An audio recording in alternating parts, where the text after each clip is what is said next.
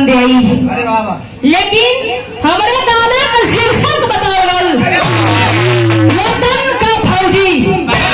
लेकिन 4 लाइन के भूमिका के अंदर कहा नाम बा कैसे?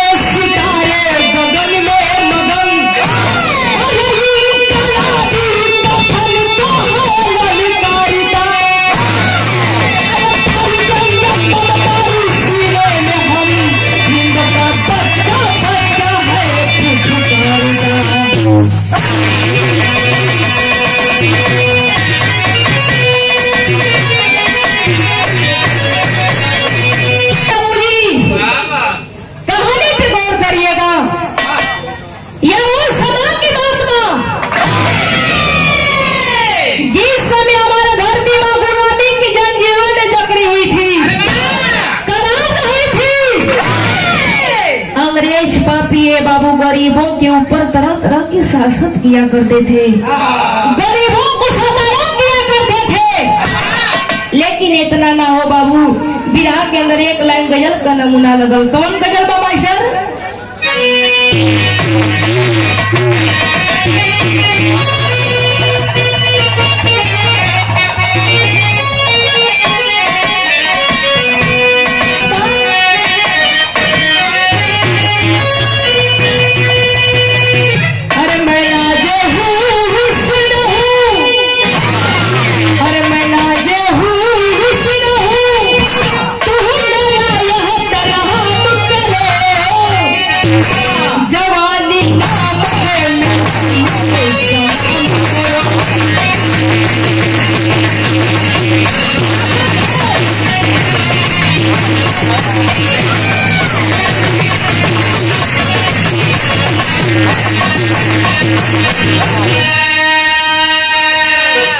बाबूजी गजल का नमूना रहल।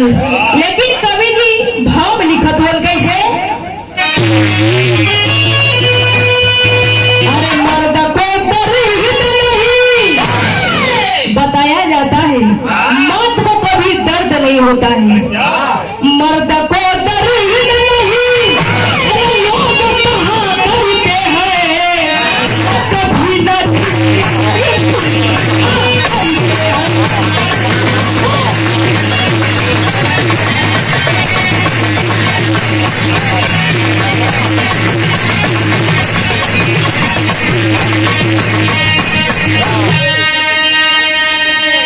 लेकिन हमारे कहानी की शुरुआत हो गई जवरी सर से कहे कि पाओ कैसे?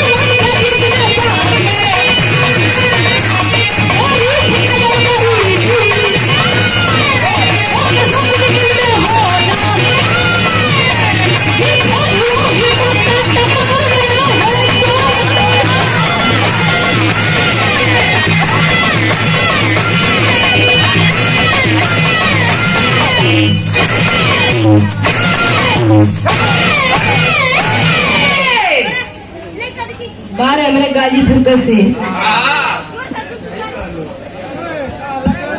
भैया हल्ला बहुत ज्यादा होता।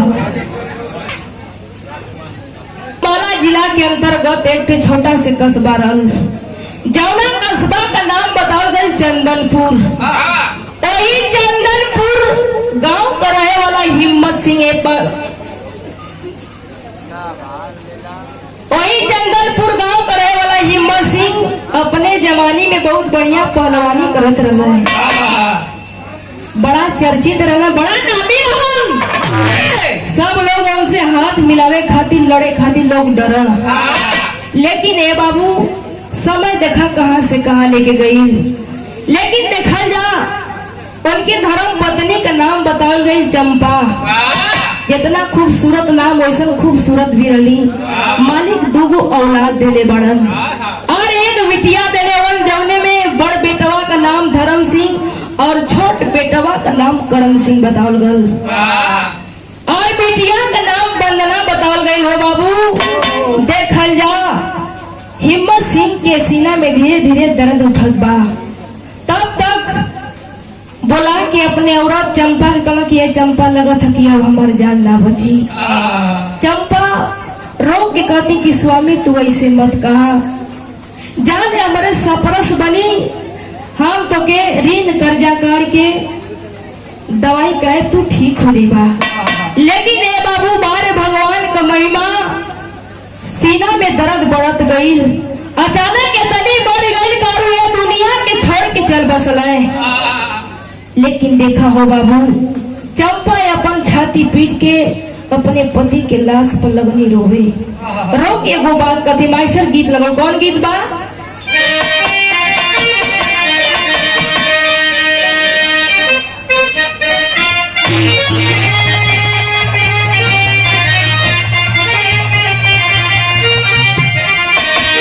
एक साल ये गीत बहुत तहलका मचौले रहा।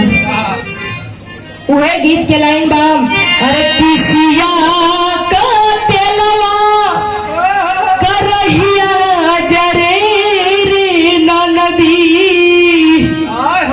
करहिया जरे रे नदी। ई तो बाबूजी गीत रहल, लेकिन गीत से बढ़िया कवि जी भाव लिखत हुआ। चंपा छाती पीट के अपने पति के लाश पर गिर के लगनी रोवे। रो के कहत बाड़ी का कहत बाड़ी बाबू,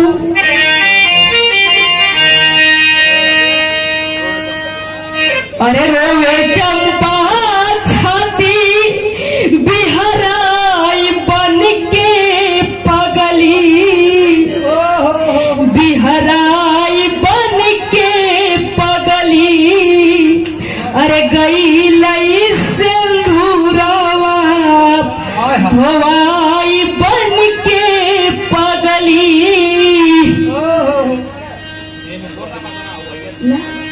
अरे रोवे चंपा छाती बिहराई बन के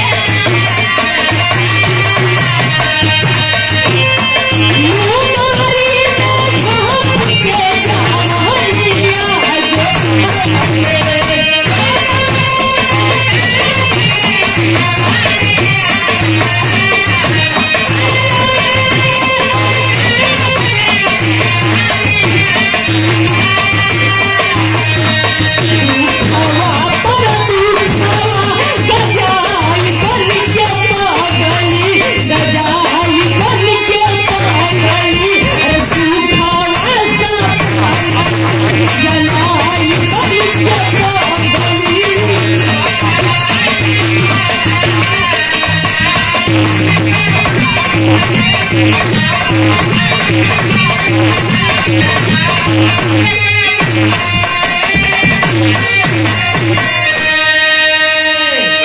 बाबू, जब ये दुनिया के छोड़ के हिम्मत सिंह चल गए यार, चंपा छाती पीट के लगनी रोवे, रो के कहती के हे मालिक, हम तोहर का बिगड़ले कि तू हमारे माँ का सिंदूर छीलेला। आज ये पूरे संसार में दुनिया में ऐसा लगत बा कि केहू हमार नहीं खे, पूरा संसार ही अंधकार में लौकत बा। ए बाबू, कहत बाड़ी के हे भगवान, ये दोनों बचवन के लेके हम कहाँ जाई। चंपा छाती पीट के रोवत थी, आंख से झरझर झरझर आंसू चलत बाओ बाबू। रो के चंपा कहलिन का मास्टर गीत बदल गई।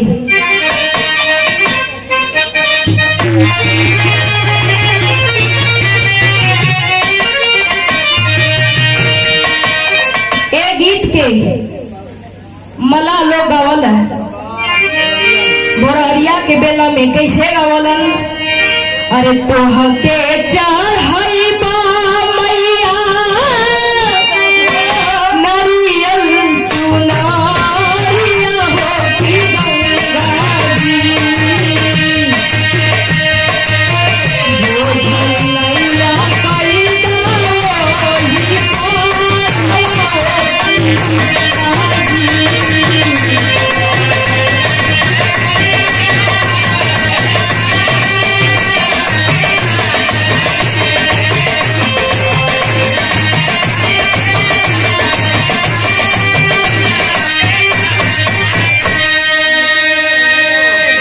गीत रले पंचो, लेकिन चंपा रोथी, रो के कहती का कहती। अरे विपदा का मारल चंपा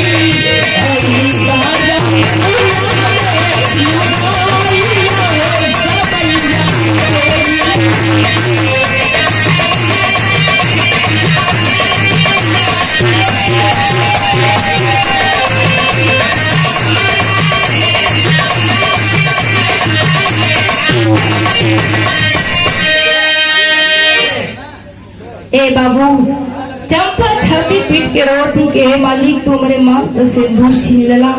ए दुनिया में अब हमार कैसे गुजारा हुई, के भाव सबर से रैया हमार पार लगाई। लेकिन चंपा के मन में एक विचार आयल कि एक पीर बाबा का मजार रहल, बड़े दूर दूर से लोग आवा पीर बाबा का दर्शन करे। बाबू, चंपा सोचनी कि काहे न हो जाई, शायद हमरो दुख दूर हो जाई। तीनों बचवन के लेके चंपा पहुंचली पीर बाबा से, हाथ जोड़ के कहती के पीर बाबा, ये दुनिया में हमार कोई नहीं खे, जे बिराल ये दुनिया के छोड़ के चल गए। आज जब ये बाबूजी चंपा के आंख मुनाइल, तब तक इतना तेज आंधी तूफान आल कि वही में धर्म करम अपने मतारी से बिछड़ गए। जब मतारी से बिछड़ गए ना बाबू, जब मतारी का नैन खुलल तो अपने दोनों बचवन के लगनी खोजे। जब खोजे लगनी तो भैल का मास्टर तेरी में कवि जी भाव लिखा, तुम कैसे।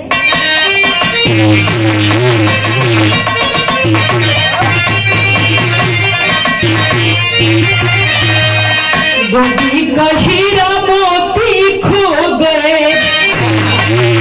अरे गोदी का हीरा मोती, गोदी का हीरा मोती खो गए। भाई बिरानी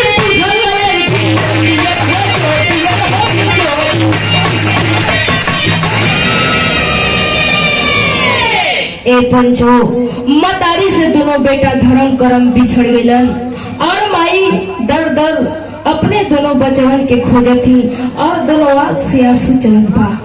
माई रोवत बात ही आखिर भैल का मास्टर विदेशिया में कभी जी भाव लिखत हम कैसे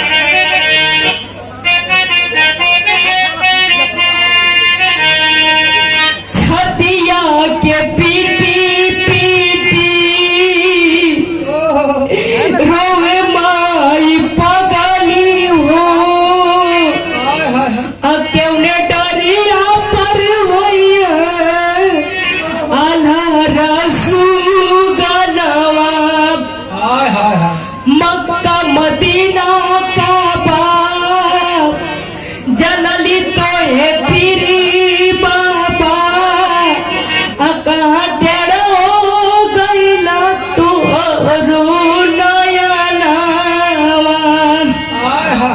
पाकिस्तानी दर्शक अनजान मियाँ देखली हलई हो धर्म सिंह रोवत आखी के सामनवा ए बाबू जवने समय दोनों बचवा धर्म और करम सिंह मतारी से बिछड़ जाथन माई दर दर ठोकर खात बा और अपने दोनों बचवन के खोजत थी सबसे पूछताछ कर थी लेकिन कोई नहीं बतावत बहो बाबू पीर बाबा से यह करबाणी की है पीर बाबा आप तो सोचली कि हमार दुख दूर कर देवा लेकिन और हमार दुख तू तो बढ़ा देला ये पीर बाबा लेकिन देखा जाए ये बाबू एक पाकिस्तान का रहने वाला अनजान मियाँ आया था पीर बाबा का दर्शन करने के लिए जब दर्शन करत हुआ तब तक यार धर्म सिंह रोवत हुआ कि माई तू हमरा के छोड़ के कहाँ चल गईलू जब वो पाकिस्तान वाले गए बाबू जब निगाह पहुंचल और बचवा के पास पहुंच के पूछत हो कि बेटा तुम्हार घर कहाँ पड़ी तोहर नाम का बा अनजान मियाँ ए बाबूजी ओ बचवा का देखल जा बाका फुसला करके पाकिस्तान में लेके चल गल जब पाकिस्तान में लेके चल गल तो भल का मास्टर गीत के लाइन लगा कौन गीत बा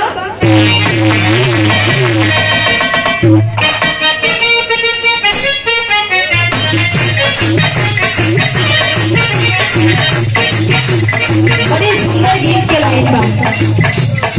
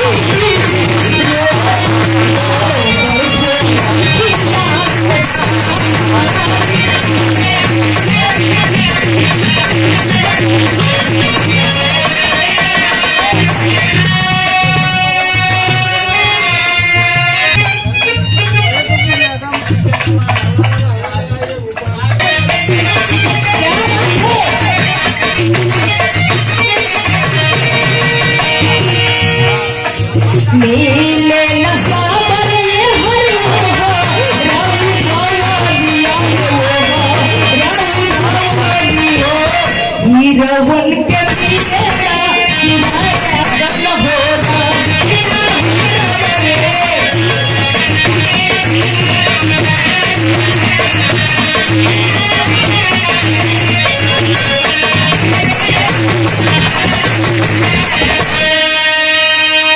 लिखला कभी भगाती मोरी विसमाती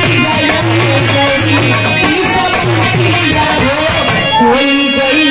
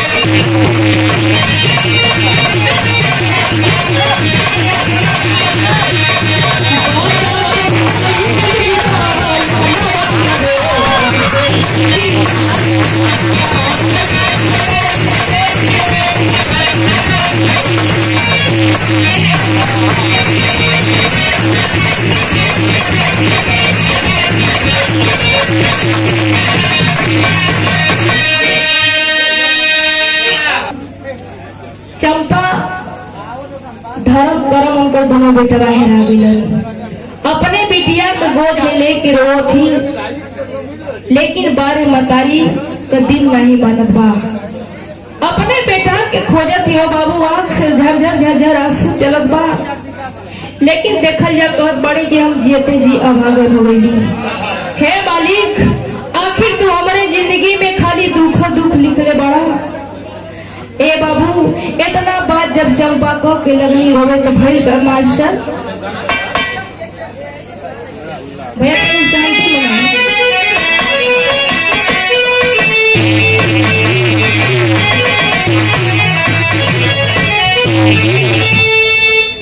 जौने समय बाबू हिमाचल प्रदेश के आलम देखल जा पीर बाबा का दर्शन करे बदे यार छोटा बेटा करम सिंह रोवत हो।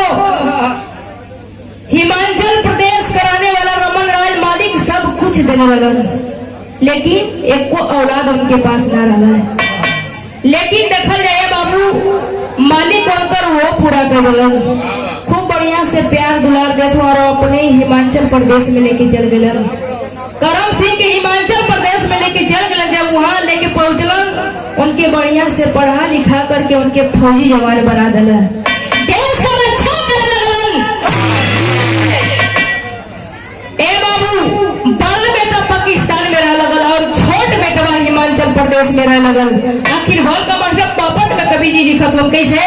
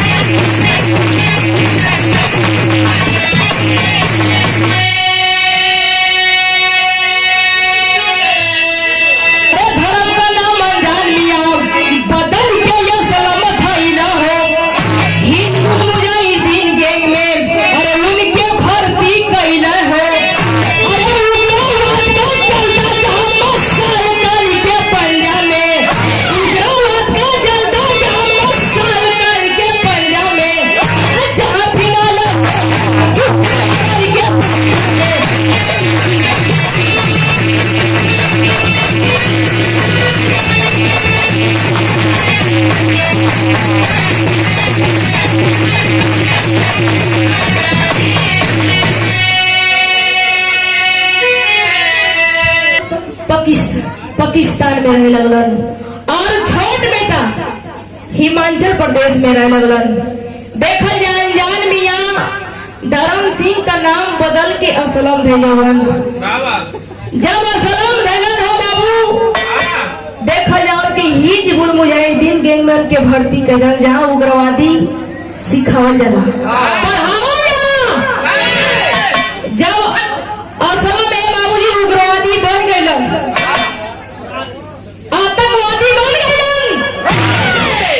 तब पाकिस्तान वाला अनजान मियाँ देखल जा असलम के रज्जा का के बाबूजी 3 उग्रवादियन की हिंदुस्तान में भेजल गल बाड़न।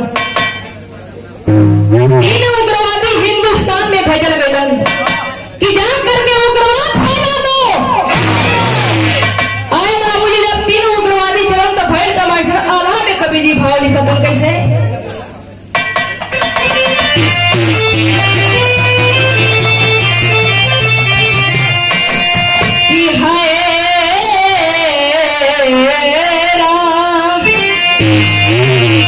देशवा के काम जे कर, देशवा के काम जे कर, आल जिंदगिया बाबू।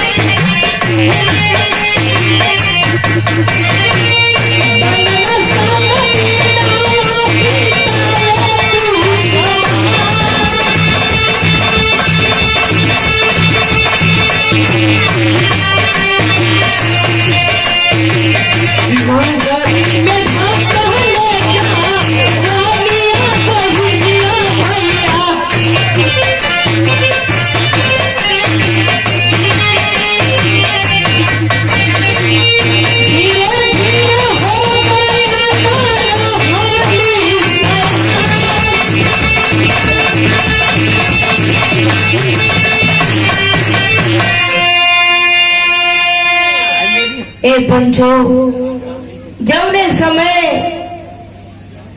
ड्यूटी लगल बा हो बाबू करम सिंह का ड्यूटी 12 सेक्टर में लगल बा। अपन कैंप लगा करके सुरक्षा करत हो, देखभाल करत हो।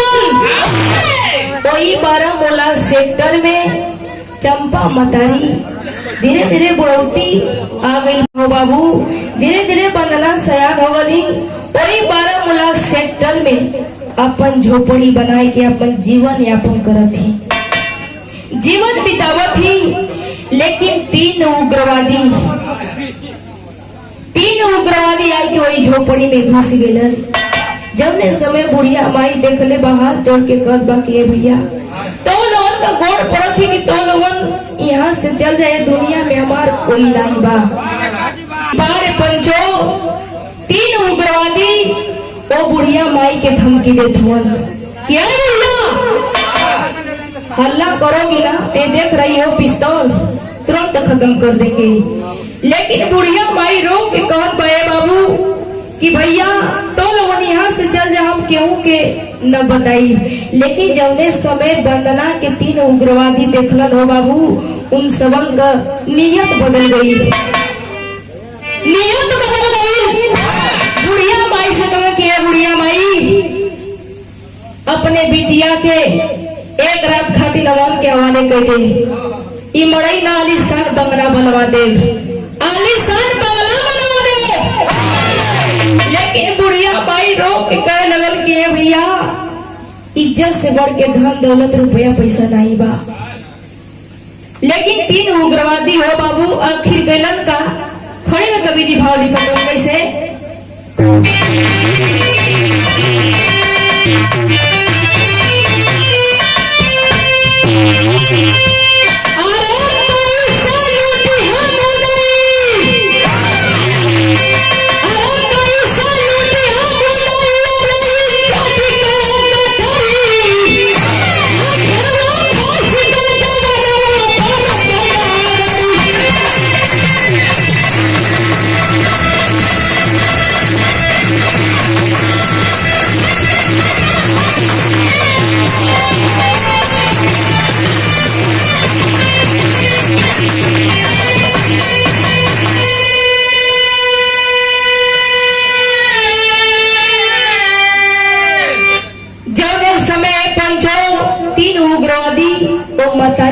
थकावत हूँ तब तक पड़ोसी जाके एक बतिया सुनने जा करके बारामूला सेक्टर पर सारी बात बतौले। तब तक हमारे देश का जवान चारों तरफ से आके घेर ले पड़ा है। जब घेरले फायरिंग के दौरान 2 आतंकवादी मारल गए, मात्र एक उग्रवादी बचल बा हो बाबू। जब एक उग्रवादी बचल बा तो भइल का, अरे समय पर कइला वसलम छबा मांगी में तो हैया, अरे हम है भैया तरफ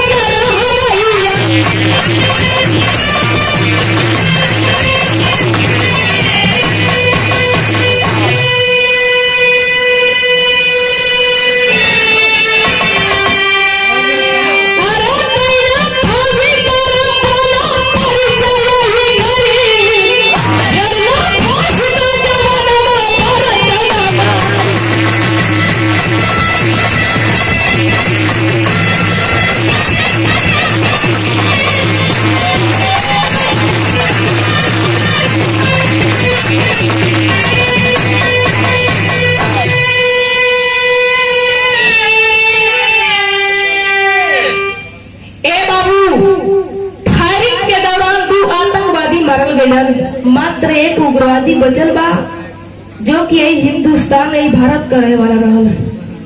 हाथ जोड़ के कलश हाथ में पिस्तौल ले ले बा बाबू। आंख से झरझर झरझर उस उग्रवादी के आंख से आंसू चलत हो, रोवत हो। लेकिन हमारे देश का जवान सोचत हो कि ये पापी ये काहे बदे रोवत हो। हाथ में पिस्तौल ले ले बा, आखिर वजह क्या हो। लेकिन ए बाबू हमारे देश का जवान बंदूक के हुर से मारत हो, कथन कि भैया हमारा के मत मारा। आतंकवादी बोला थे कि भैया हमारा के मत मारा, यही हिंदुस्तान का हम रहे वाला बाड़ी। लेकिन हमारे देश का जवान विश्वास नहीं करत हुआ। हमारे देश का जवान कह रहे कि पापी झूठ बोल रहा है।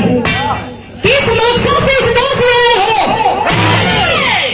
लेकिन ये बाबू हमारे देश का जवान परिचय पूछत हो, का पूछत हो मास्टर।